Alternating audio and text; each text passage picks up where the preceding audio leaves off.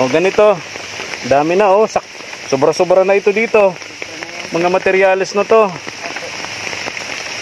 Tiningnan ko, tinansya ko kung ilang yero. Ang yero nito kabilaan, 6, 6, 12.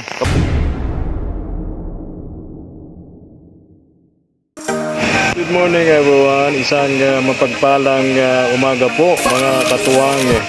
Muli po ito po si Efren Espanyol, ang inyong small YouTuber. Ngayong umaga mga katuwang.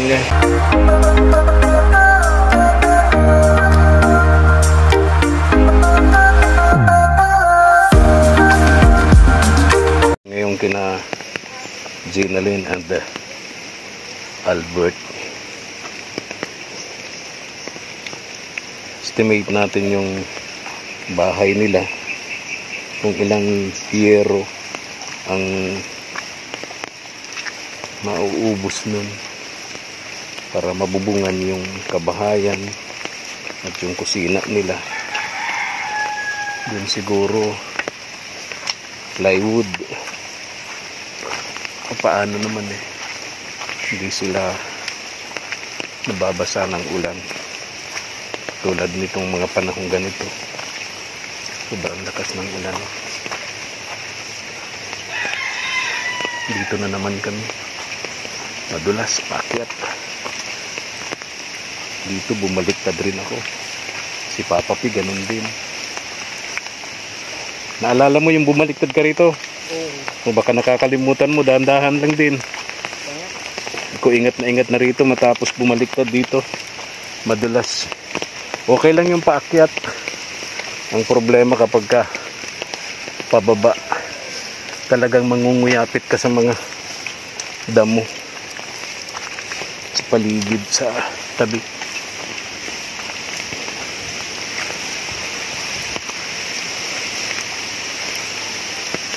Nandito na rin lang tayo sa lugar nila. Pasala na rin namin dito yung mag-iina, pamilya nila Ginalyn.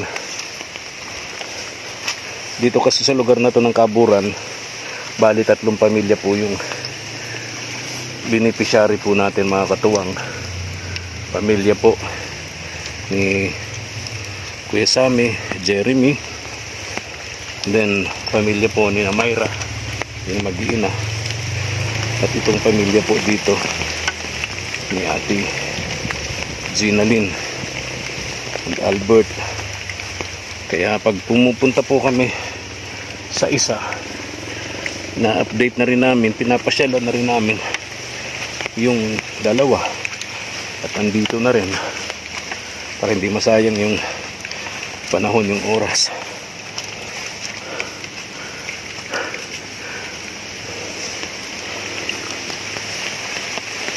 Ang ganda sana Papa P ganitong panahon, no? Hindi masyadong mapagod kasi malamig ang panahon. Pagka mainit, sobrang init, konting lakad mo lang hingal na hingal ka na pagod. Problema naman sa ganitong panahon, madulas. Parang walang tao. Tawagin mo daw, Papa P?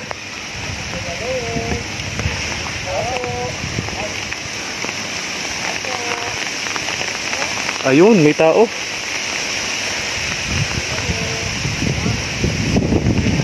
Ayun yung bahay nila. Wala na po yung kusina, oh. Tuluyan na pong naglaho yung kusina matapos na matumba nung nagdaang bagyo. Yung nandito kusina nila, oh. Wala na, natumba. Kaya ito lang po yung kabahayan. Hindi na rin sila kumakain, nagluluto, natutulog. Hello! Saan ba kami punta dito? O dyan na lang? Dalawa na pintuan nyo eh. Di ko na alam kung arin ang likod, ang rin ang harap. Ito. Siguro to mga 6 na yero. Kabilaan 12. Plus kusina siguro 4. 18 yero. no, para sa kabahayan at sa kusina nila. May mga gamit na sila. May mga naipon na silang materyales, haligi, pamakuan, ayan, kawayan. Nakaipon na si Ate Jeneline at Albert. Naku, naalala ko dito sa kinatatay ko ito, dito ko bumaliktad. Madulas na sila. Oo nga. Ayan, dami nyo ng gamit, oh. Galing bundok yan. Opo. Kumusta ka, Ate Jeneline? Laki na ng tiyan mo. Halata na. Oh, bigay mo yung tinapay. Oh. Hindi ako makalapit dyan. Hindi ka madulas ulit. Dulas. Dito na lang ako. Lapit-lapit ka dito sa may pintuan, Ate Jeneline. Kumain na kayo?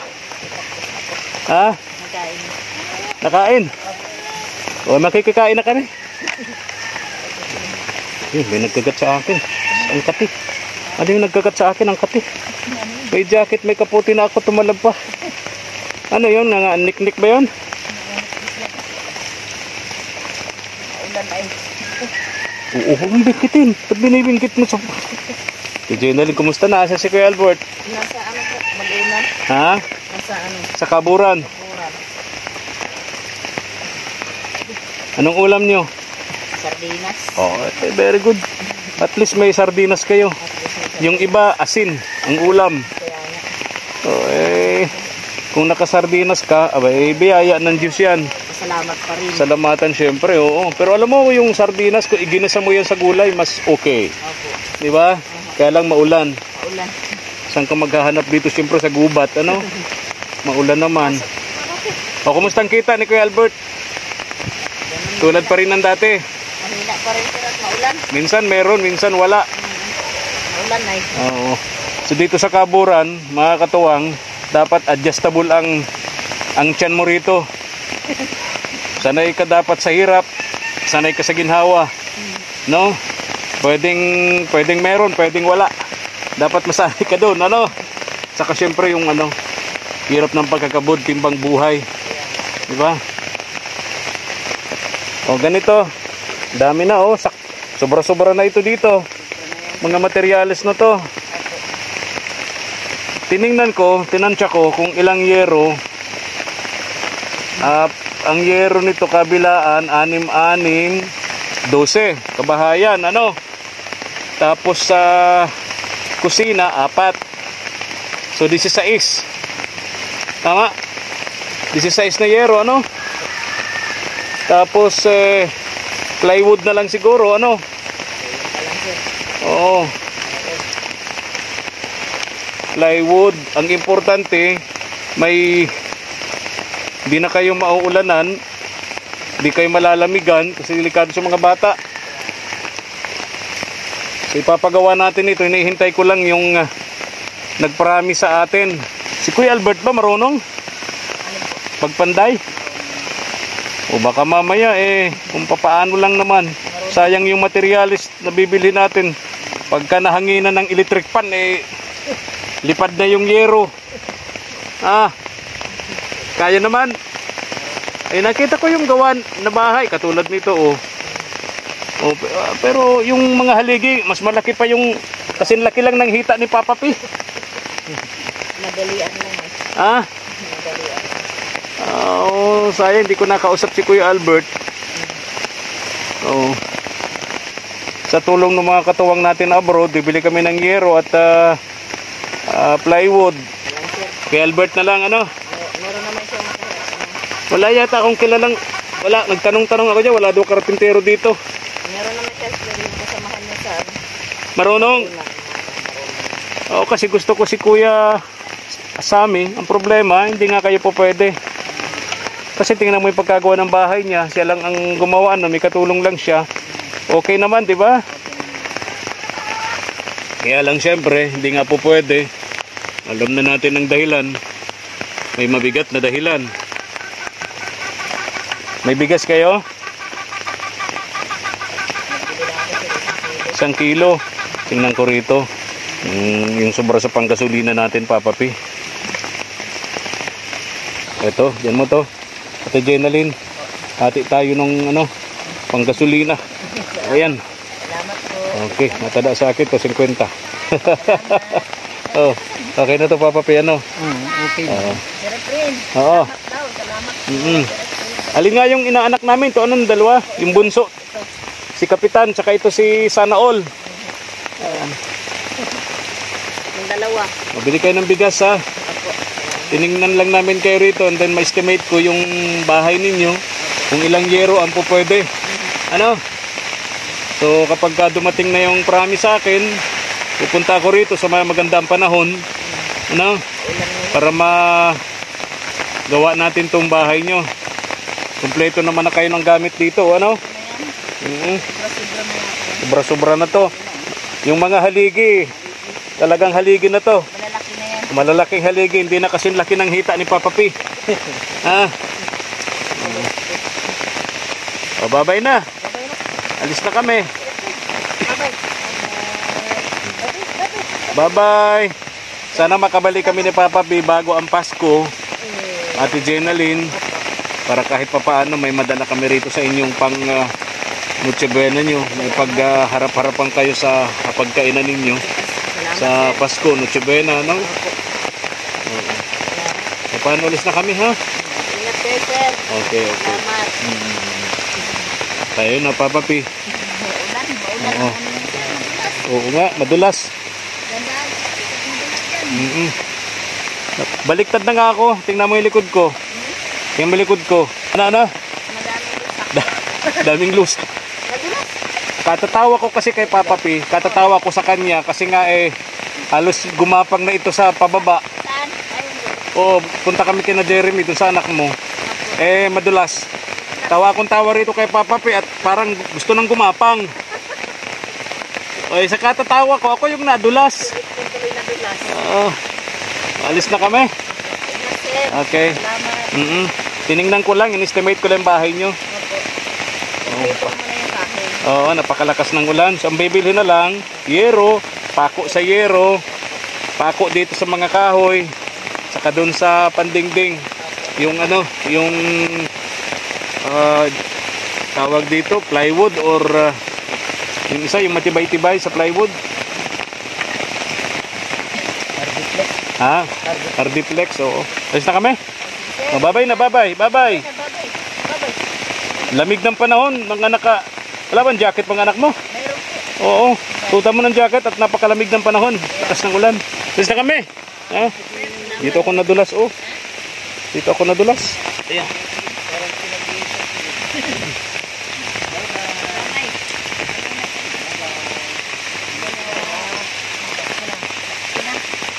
Wala naman tayong bagyo. Oo, ulan lang talaga. Wala kayo ditong radyo, no? Wala po. Kaya nga, di nyo tuloy nalalaman kung anong nangyayari sa panahon natin.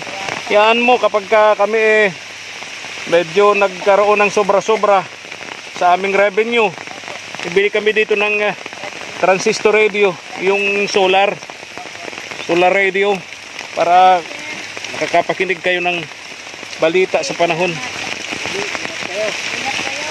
Oh, thank you. Ingat din kayo.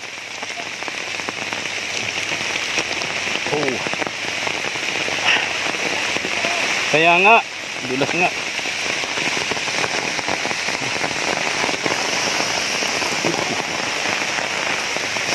Ganito talaga ang buhay ng charity vlogger, lalo ikaw small YouTuber lang. Sa gusto mong makatulong talaga. Walang pinipiling oras, walang pinipiling panahon. Basta't kaya. Ako naniniwala kasi din sa kasabihan, pag gusto mo iparaan, pag ayaw, maraming dahilan.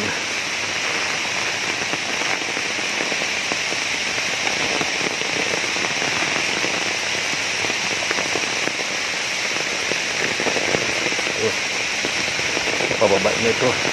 Itong mahirap dito. Madulas dito.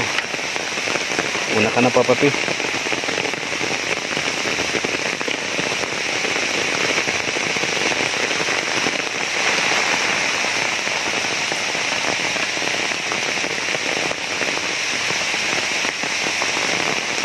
Siya kasi may nagagawa niya yung mga hawak sa panabi, ako hindi. Kasi yung kanan ko, hawak ang cellphone. Yung namang kaliwa, hawak ang payong. Kasi pag hindi ako nagpayong, babasa yung cellphone. Kaya dalawang kamay ko may hawak. Kaya hindi ako makahawak sa tabi tulad ng ginagawa ni Papa Pis para hindi madulas.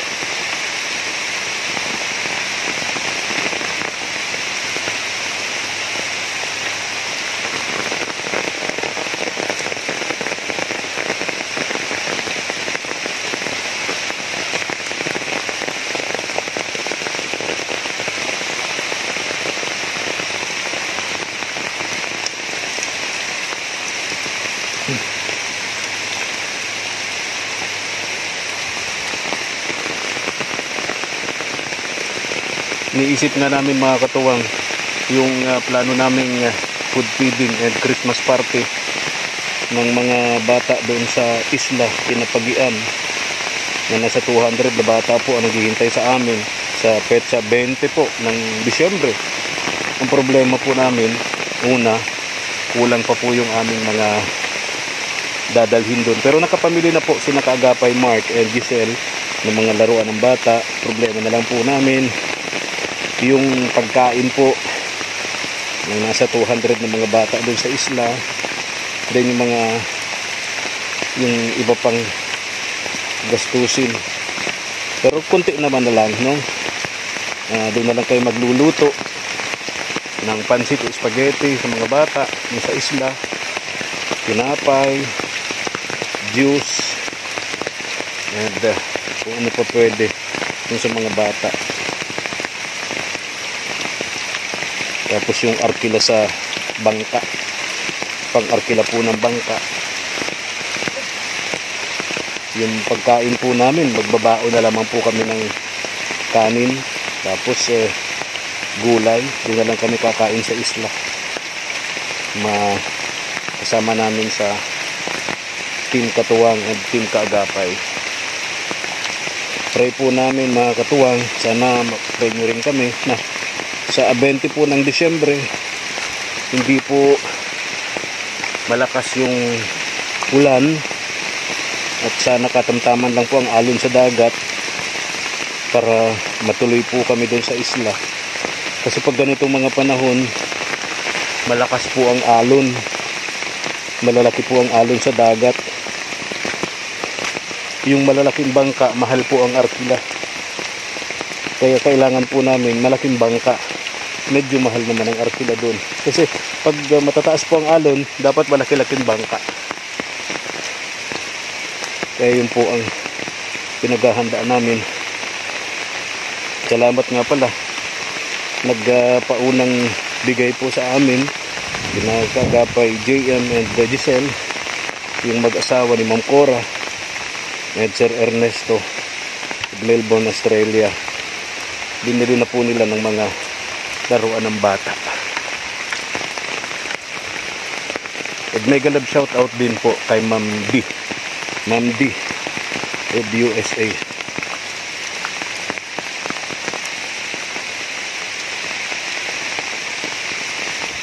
Salamat sa Diyos nito.